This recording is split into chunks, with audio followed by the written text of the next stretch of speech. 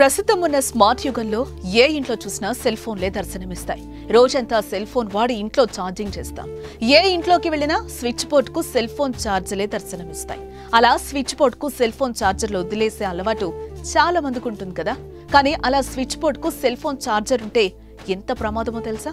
తాజాగా switch board కు వేలాడే charger cable ను నోట్లో పెట్టుకుని అవం శుభం తెలియని ఓ పసిపాప కన్నుమూసిన ఘటన నిర్మల్ జిల్లాలో జరిగింది.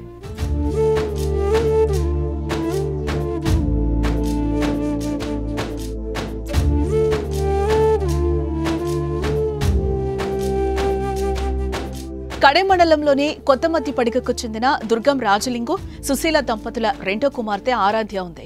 7.5 వయసున్న ఆ పాప గురువారం రాత్రి ఇంట్లో ఆడుకుంటూ విద్యుత్ బోర్డుకు వేలాడుతున్న సెల్ ఫోన్ ఛార్జర్ పిన్ను నోట్లో పెట్టుకోగా షాక్ కొట్టడంతో అపస్మారక స్థితిలోకి వెళ్లిపోయింది. వెంటనే తల్లిదండ్రులు ఖానాపూర్ ఆసుపత్రికి తీసుకెళ్లగా పరీక్షించిన డాక్టర్లు చిన్నారి మరణించినట్లుగా తెలిపారు. పాపను బతికించడానికి కోసం తల్లిదండ్రులు ప్రయత్నించినా కానీ ఫలితం లేకుండా పోయింది. దీంతో తల్లిదండ్రులు కన్నీరు మున్నీరుగా విలపించారు. స్విచ్ బోర్డుకు ఉన్న ఛార్జర్లు తీసివేయండి, లేదంటే ఇలాంటి ప్రమాదాలు జరిగే ఆస్కారం ఉంటుంది. అలాగే ఇంట్లో ఉన్న చిన్నపిల్లలపై ఎల్లప్పుడూ ఓ కన్నేసి ఉంచాలని మా విన్నపం.